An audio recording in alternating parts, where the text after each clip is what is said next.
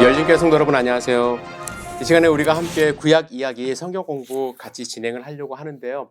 지난 시간까지 우리 창세기서의 말씀을 가지고 함께 말씀을 나누었습니다. 당연히 그 다음 시간은 이제 출애굽기 말씀을 함께 나누어야 되는데요. 사실 그런데 이제 출애굽기는 우리가 매일 묵상을 통해서 14장까지 말씀을 나누었습니다. 제가 자세하게 매일 말씀 묵상을 통해서 그 내용을 나누었는데 이제 또 말씀을 나누면 중복되기 때문에, 그리고 9월 15일부터 15장부터 이제 마지막 장까지 이제 출애굽기를 말씀을 나눕니다. 그래서 그때 여러분들 기대해 주시고요. 오늘부터는 레위기서의 말씀으로 우리가 함께 하나님의 말씀을 묵상해 보려고 합니다. 여러분, 레위기서 어떠신가요? 레위기서 재미있으신가요? 처음부터 끝까지 한 번이라도 제대로 묵상해 보신 적 있으신가요? 솔직히 말씀드리면 저도 힘들어요. 저는 물론 몇 번 완독은 했지만 정말 레위기서를 꼼꼼하게 말씀을 묵상하면서 거기에 나와 있는 말씀을 다 이해하고 받아들이는 것 사실 어렵습니다. 그래서 많은 분들이 성경책을 읽다가 창세기, 출애굽기, 민수기, 신명기 이렇게 넘어갑니다. 레위기서를 건너뛰고 싶어 하세요. 그리고 민수기서에 가면은 사람 이름들 족보 나오는 거 그거 건너뛰시고, 그래서 원하는 부분만 성경을 읽으시는데, 물론 원하시는 부분만 다 읽으셔도 저는 은혜를 받을 수 있다고 생각을 하는데, 레위기서는 그냥 건너뛰기에는 너무나도 커요. 그리고 너무나도 은혜로운 말씀이에요. 그래서 우리가 함께 하나님의 말씀을 좀 같이 배우고 읽고 나누고, 그래서 좀 꼼꼼하게 레위기서에는 어떤 말씀이 있고 왜 하나님이 이런 말씀을 주셨는가, 그리고 수천 년 전에 광야에서 살았던 이스라엘 백성들에게 주셨던 이 말씀이 지금 현대 지금 로켓도 쏘아 올리고 화성을 가는 이 상황 속에서 우리에게 어떤 말씀으로 다가오는가, 우리는 어떻게 받아들여야 되는가 함께 생각을 좀 해보았으면 좋겠습니다. 여러분들 함께 기대해 주시면서 레위기서를 묵상해 주시기를 부탁을 드립니다. 그렇다면 오늘은요, 간단하게 레위기서가 어떻게 구성이 되어 있는가, 그리고 레위기서 1장에는 어떠한 내용이 있는가 함께 살펴보도록 하겠습니다. 레위기서의 구성에 대해서 말씀을 드리겠습니다. 총 27장으로 구성이 되어 있습니다. 그 중에서 1장부터 10장은 제사 제도에 관련된 말씀을 하십니다. 1장에서 7장은 5대 제사에 대해서 이제 말씀을 구체적으로 자세하게 해주시고요. 그리고 8, 9장은 제사장 위임식, 이제 대제사장과 또 대제사장 아론의 아들들의 제사장 위임식에 관련된 말씀을 하시고요. 10장은 이 거룩한 불에 대한 기록을 이제 하십니다. 그 기록에는 나답과 아비후의 죽음에 대해서도 이제 말씀이 기록되어 있습니다. 이제 10장을 넘어서 11장부터 16장까지는 제의적 성결에 대한 말씀을 하시는데 정함과 부정함에 대한 말씀을 하십니다. 그리고 17장부터 27장은 성결에 대한 법 조문을 말씀을 하십니다. 아주 다양한 법 조문을 말씀을 하시는데요. 특별히 17장부터 27장까지는 이런 조문들에 대한 법에 대한 말씀이 이거 해라 저거 해라 이거는 이렇게 해라 부정한 사람은 어떻게 해라 이런 말씀들이 상당히 많이 나와 있습니다. 마지막 26장에는 계명 순종 여부에 대한 상과 벌에 대해서, 그리고 27장은 서원에 대한 규정을 말씀하시면서 이제 레위기서가 마무리가 되죠. 오늘은 1장부터 7장 사이에 나와 있는 5대 제사 중에 첫 번째 번제에 대해서 함께 말씀을 나누고자 합니다. 번제는 어떤 제사일까?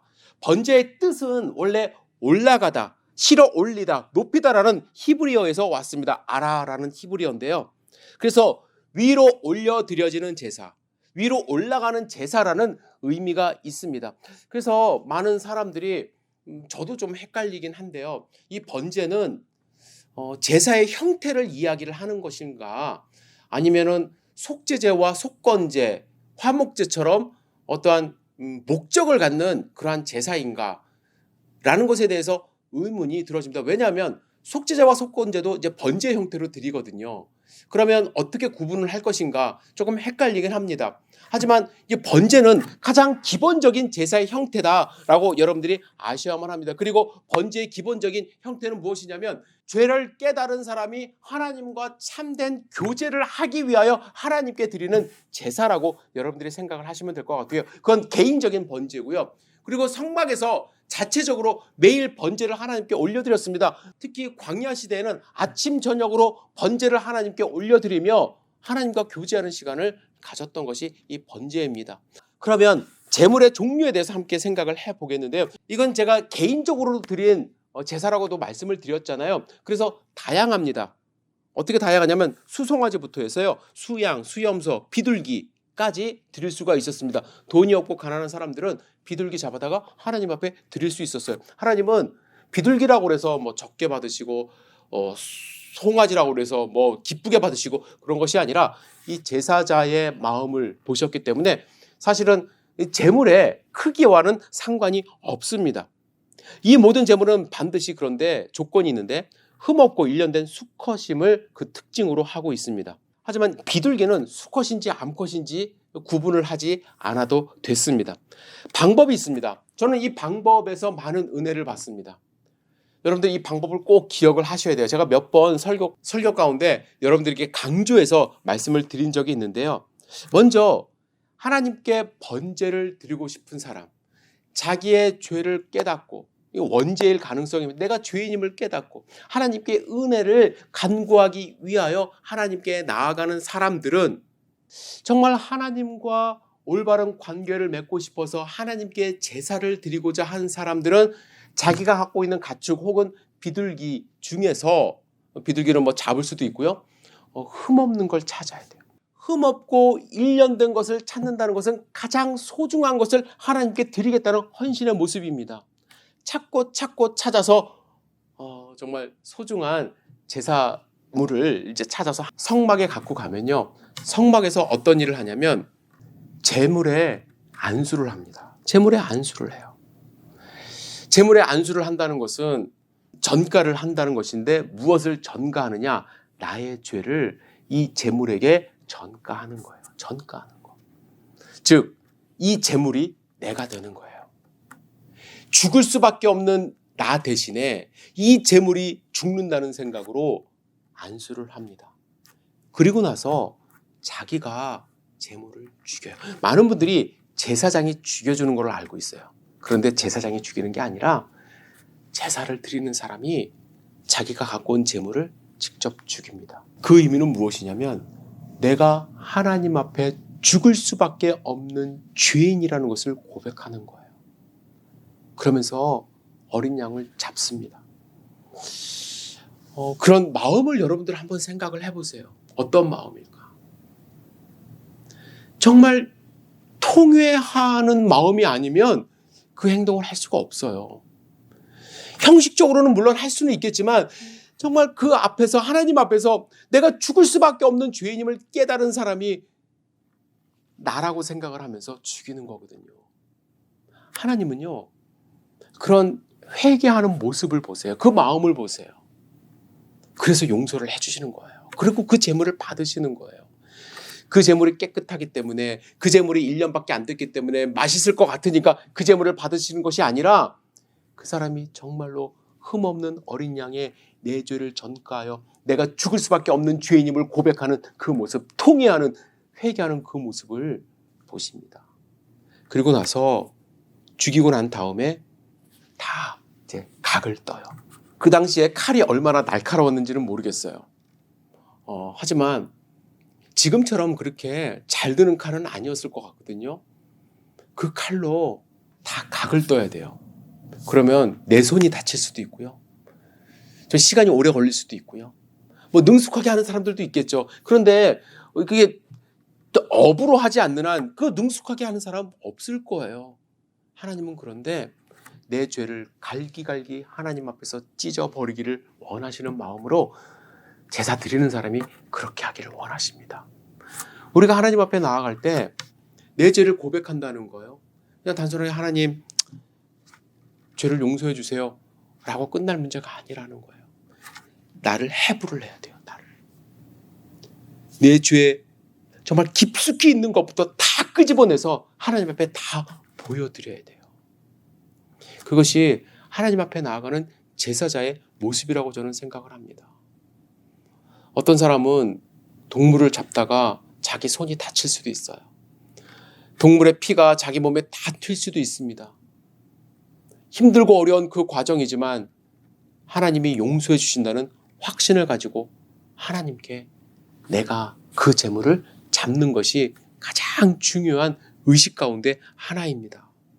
그래서 가죽을 벗기고 각을 뜬 다음에 내장과 정갱이는 물을 씻습니다. 그리고 모든 것을 태워서 하나님 앞에 올려드려요.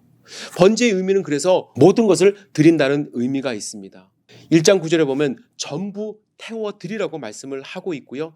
그리고 전부 드린다는 의미에서 이제 전번제라고 말씀을 하고 있습니다. 그리고 번제는요, 가장 기본적인 감사와 헌신의 제사입니다. 왜 감사와 헌신일까요? 동물을 드려서? 그게 아니라 하나님이 나를 용서하신다는 그 사실을 믿고 드리기 때문에 감사와 헌신의 제사입니다. 물론 내가 범죄해서 드리는 제사는 아니에요. 그러니까 범죄의 제사는 속죄자가 따로 있어요. 내가 죄를 범했을 때 하나님 앞에 그 죄를 속함을 받기 위해서 드리는 제사가 있고요. 근데 이 번제는 내가 깨닫는 제사예요. 깨닫는 거예요. 하나님과 진짜 교제하고 싶은 사람이 하나님께 그 제물을 가지고 나와서 드리는 거예요. 자주 드릴 수도 있고요. 또 평생 한 번도 안 드릴 수도 있어요. 그러나 내 죄사함을 받고 그 기쁨을 회복한 사람은 하나님 앞에 나와서 제사를 하나님께 드리며 하나님의 위로와 평안을 받는 것이 저는 이 번제의 모습이라고 생각을 합니다. 자, 번제에는 몇 가지가 있어요. 상번제라는 것이 있어요. 상번제. 아까도 잠깐 말씀을 드렸어요. 아침 저녁으로 제사장에 드리는 제가 이제 상번제라는 번제가 있고요. 안식일과 절기에 드리는 번제가 있습니다. 안식일에는 소제와 전제와 더불어 1년생 순양 2마리를 함께 드렸고요. 절기 때마다 또한 번제의 요구되는 짐승과 숫자가 각기 달랐습니다. 그리고 기타의 경우에 속죄제를 드릴 때 번제가 요구되기도 했습니다. 또한 레위기서 12장에는 산모가 아기를 낳으면 부정해졌는데 이때 그녀는 일정 기간의 자연 정화 과정을 거친 뒤 성전에서 속죄제와 함께 번제를 마쳐야만 했습니다. 번제는 여러 가지 이유로 드릴 수가 있는데 저는 가장 중요한 것이 내 자신을 하나님 앞에 드리는 제사의 행위라고 생각을 합니다. 번제의 의미를 정리하면 이렇습니다. 번제는 직접적인 죄로 인하여 드리는 것은 아닙니다. 하지만 부지중에 지었을 죄에 대한 하나님의 진노가 임하는 것을 미리 막고자 하나님 앞에 나의 죄를 고백하는 것입니다. 고든 웨넘은 사람의 죄에 대한 하나님의 불쾌감이 처벌로 이어지지 않도록 차단하는 것이 이제 번제의 목적이라고 이야기도 했습니다. 악한 본성을 지닌 인간은 의도하지는 않았지만 죄를 지을 수도 있지 않습니까? 자신이 인지하든 인지하지 못하든 죄는 언제든지 타락한 인간의 심성에 이제 존재하죠. 속죄자가 계명을 위반한 경우에 드리는 것이고요. 속건제가 물질의 보상에 관련된 것입니다. 그러면 이제 번제는 무엇인가? 인간 근본의 죄성에 대해서 하나님 앞에 드려지는 이 겸손한 마음이라고 할 수가 있습니다. 그죠? 깨달은 사람이, 나의 죄를 깨달은 사람이 하나님 앞에 내 모든 것을 드린다는 의미로 번제를 드리게 되는 것입니다. 오늘은 번제에 대해서만 잠깐 말씀을 나누었고요. 다음 주에는 소제와 화목제, 그리고 가능하면 속죄제와 속건제까지도 잠시 말씀을 나누고자 합니다. 레위기서 여러분들 그냥 제 강의만 들으셔도 지금은 될 것 같지만 시간 나실 때 이번 주 안에 레위기서 1장도 함께 읽어보시며 하나님의 그 뜻, 제사자의 그 마음 같이 한번 헤아려 보시기를 주님의 이름으로 축복합니다. 여러분 계속되는 구약 이야기 많이 시청해 주시고 하나님의 말씀과 함께 사시기를 부탁드립니다. 여러분들 감사합니다.